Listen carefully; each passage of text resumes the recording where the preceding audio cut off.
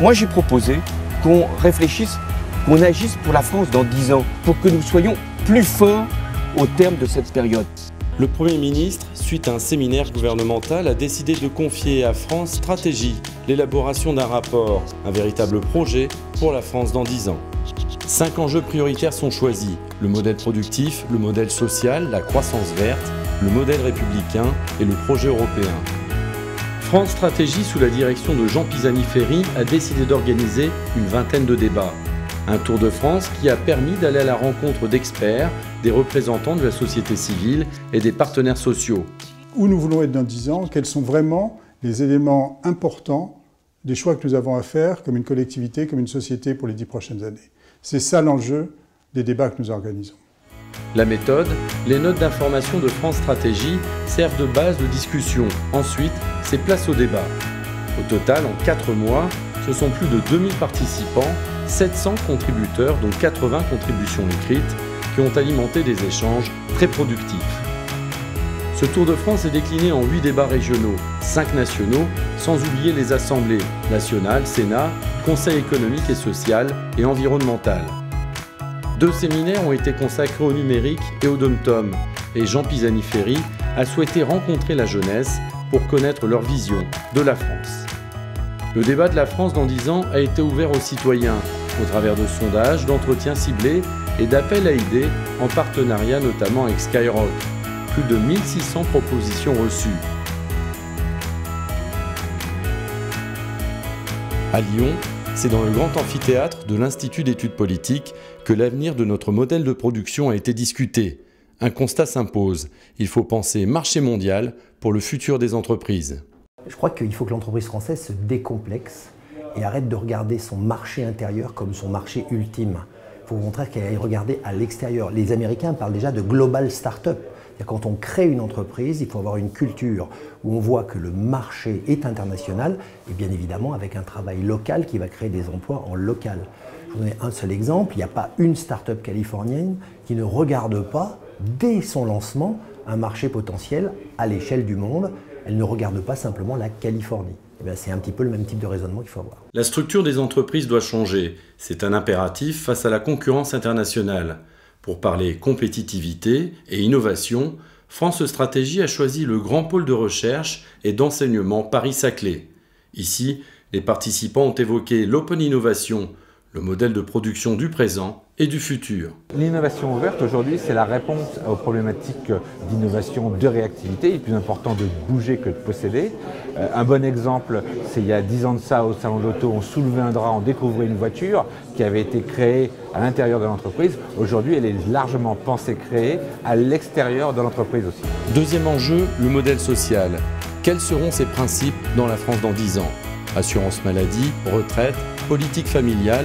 Aujourd'hui, des questions se posent sur un système basé sur la solidarité collective.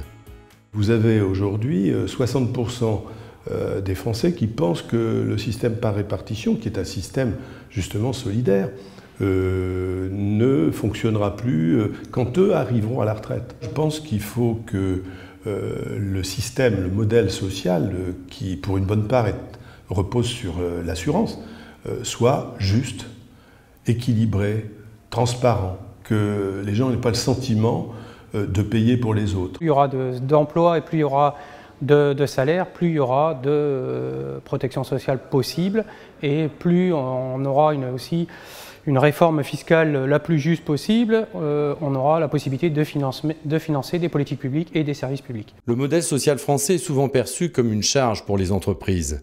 Il est important de rappeler, selon certains intervenants, que c'est aussi un investissement. C'est un investissement à court terme parce qu'un salarié est plus efficace quand il travaille dans de bonnes conditions de travail et à long terme aussi parce que ça évite des coûts de réparation sur les maladies professionnelles, les accidents du travail qui coûtent là très cher pour une entreprise et pour la société de manière générale. Plusieurs tables rondes de France Stratégie ont essayé d'apporter des réponses à cette question.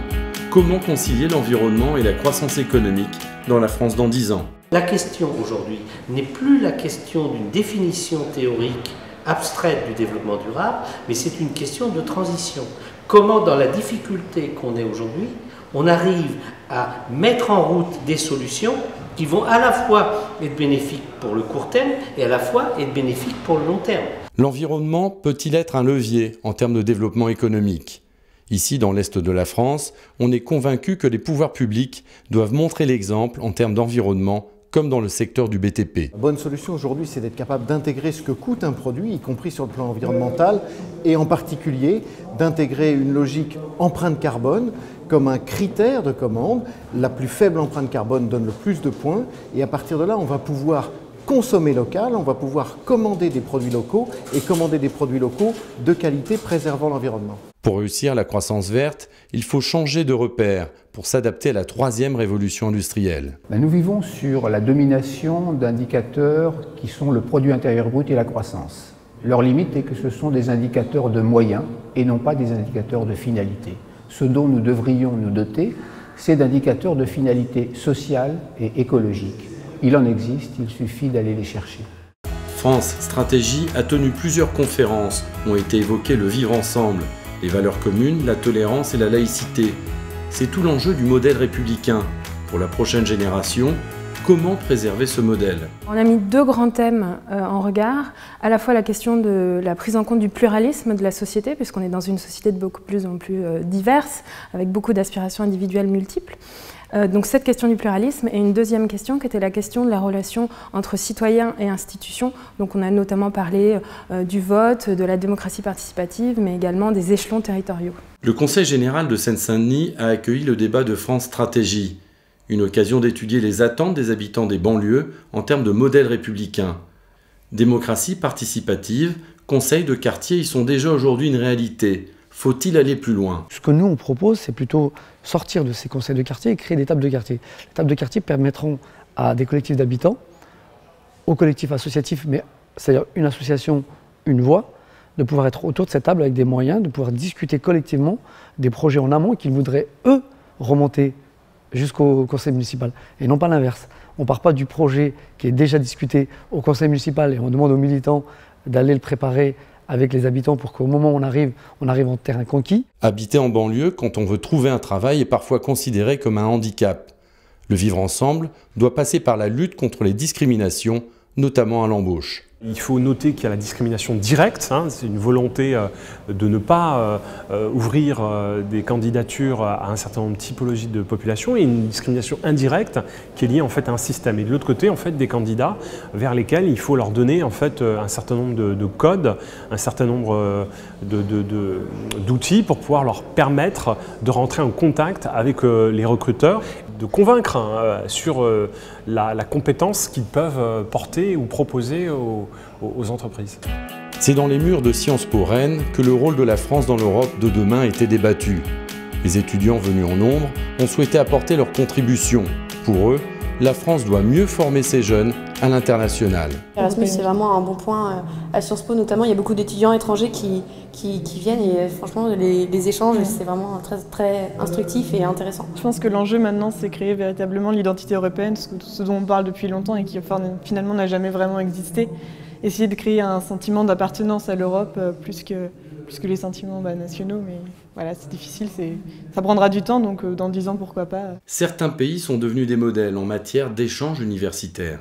En termes d'ouverture d'esprit, on s'est posé la question en référence au modèle danois, où le gouvernement là-bas incite les jeunes à faire des voyages à l'étranger qui sont subventionnés pour leur ouvrir justement l'esprit. Et on se pose la question si cela était possible en France aussi. En Alsace, région frontalière, on connaît la problématique du coût du travail avec nos voisins et concurrents allemands. Cette question a été abordée lors de la conférence organisée à l'ENA. Il faut qu'un certain nombre de règles soient uniformisées au niveau européen, mais je sais aussi d'emblée que les États membres sont farouchement attachés à leur système, à leur modèle social et à leur système de protection sociale. Et donc là, on a beaucoup de mal à avancer. Et en plus, tous les nouveaux États membres tiennent à garder l'avantage compétitif. C'est comme à l'époque de l'Espagne, de l'entrée de l'Espagne et du Portugal dans l'Union européenne. Ces États-là ne souhaitaient pas une harmonisation vers le haut, puisqu'ils considéraient justement que les faibles coûts qu'ils avaient dans leurs États étaient justement, c'est ce qui faisait leur attractivité. Et là, on a la même chose aujourd'hui avec les pays de l'Est. France Stratégie a souhaité élargir le débat sur la France dans 10 ans en numérique. Le tout numérique est un enjeu essentiel. Mais quel rôle doit jouer l'État ? L'État a certainement un rôle, après, ce n'est peut-être pas un rôle d'exemple, c'est plutôt un rôle de facilitateur. Et c'est de se dire qu'aujourd'hui, le numérique, il est dans toutes nos vies, il est dans tous nos usages. Et peut-être qu'il peut il peut aider à ce que l'innovation, finalement, aboutisse à des exportations, à de la compétitivité. Et c'est peut-être ce rôle de plateforme qu'il faut qu'il ait, justement, pour intégrer le numérique dans la France dans 10 ans. La croissance du numérique est presque sans limite. Faut-il que l'État encadre son développement ? Elle doit avant tout ne pas avoir peur de ses citoyens qui se servent du numérique pour s'exprimer, pour s'organiser, pour agir. Et ça, je pense que c'est une réalité nouvelle, mine de rien, pour le modèle républicain français. Et je pense que c'est une opportunité formidable et qu'il faut non seulement s'en accommoder et l'accueillir et laisser un petit peu la place aux initiatives des gens. La France, dans 10 ans, aura besoin aussi de ses ultramarins. En quoi les territoires d'outre-mer sont-ils un enjeu ? C'est la pêche, c'est l'aquaculture, c'est la biodiversité, bien évidemment. 80% de la biodiversité française est localisée outre-mer. En plus de ces ressources vivantes, ces richesses vivantes, vous avez bien entendu les ressources minérales, qui sont des domaines dont on parle depuis très récemment maintenant. Les ressources minérales, les terres rares, et vous avez aussi bien évidemment les énergies renouvelables, une partie marine, une partie terrestre. Enfin, il y a un potentiel très important en Outre-mer. Au final, au-delà des défis, des objectifs, le rapport de la France dans 10 ans doit être ambitieux et réaliste, sans oublier la part de rêve nécessaire à tout projet. La part de rêve, c'est que dans 10 ans, d'abord les Français vivent mieux, que ce soit un des pays du monde où on vit le mieux. Mais évidemment, ça suppose qu'on est derrière une économie qui porte cette capacité à vivre mieux. Et puis la part du rêve, c'est aussi une vieille idée française, une vieille histoire française, c'est-à-dire un pays qui fasse école, un pays où on vienne voir ce qui marche, on vienne voir comment on invente l'avenir. Quand on se projette à 10 ans, on change de focale, on change d'horizon. C'est-à-dire qu'on n'est pas sous la dictature de l'urgence, on n'est pas en train de se demander qu'est-ce qu'il faut faire demain matin pour obtenir des résultats après-demain matin. On est à se dire quel est le cap qu'on veut viser, et on essaie d'être clair sur le cap, on essaie d'être clair sur les choix. Et ensuite, il y a une démarche qui est forcément graduelle, en même temps qu'elle doit être ambitieuse. C'est ça la nécessité, c'est de réconcilier le gradualisme de la démarche avec l'ambition. L'ambition, c'est que ce rapport, il fasse discussion, qu'il y ait de l'appropriation, que différents acteurs sociaux, les citoyens, différents groupes d'âge, en discutent les thèses, les idées, les propositions, et que tout ça nourrisse l'élaboration de ce qui doit être un projet, et qui ne peut pas être un projet seulement pour l'État, même si évidemment l'État a dans ces matières un rôle essentiel, mais ça doit être un projet de la société. 10 ans, c'est l'horizon de la société, ce n'est pas l'horizon d'un gouvernement particulier, d'une mandature particulière. Le 25 juin 2014, le rapport « Quelle France dans 10 ans » a été remis au président de la République. Face à la presse, Jean Pisani-Ferry a présenté les idées fortes de ce rapport. C'est un projet ambitieux et réaliste. Si la France suit ce cap pour la prochaine décennie, en 2025, elle doit être parmi les 10 pays de l'OCDE où l'on vit le mieux. Elle retrouve le premier tiers des pays européens pour l'emploi et la confiance dans autrui, et doit rejoindre les leaders européens pour l'innovation.